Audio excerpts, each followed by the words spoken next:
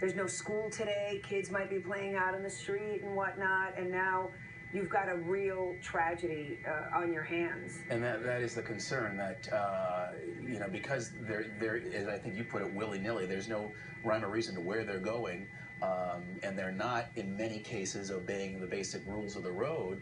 It really is incumbent on the folks in the cars to be paying close attention, because one of these bikes can come out of nowhere and heaven forbid something And happen. that's what it looks like. The drivers that we've seen on the road, it looks like all of a sudden they'll be driving, and from 1 second to the next, you just look around and there's 30, 40, 50 of these bikes around you. And it's, imagine being that driver wondering what's going on, what's happening, and what do I do?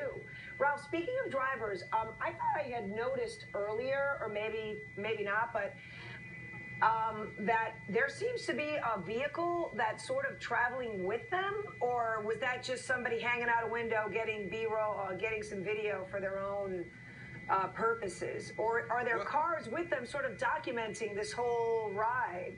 I think you're both right on both observations, Mel, because I think there are some folks there that are videotaping this, whether they're news media outlets or representative of some motorcycle group or some other organization. But there are some vehicles, and there are several that appear to be support vehicles. Back over there in Miami Gardens near the stadium, we saw one vehicle, a pickup truck that had at least 10 what appeared to be 10 gas cans in the back of the vehicle. We would surmise that would be for folks who might have the issue of running out of fuel on the roadway, and to help them to continue to keep moving. So, all right, well, so they planned ahead. All right, Ralph Rayburn, stay with these live pictures, and we're going to check back with you in a bit. Time for a quick break. Back with more in a minute.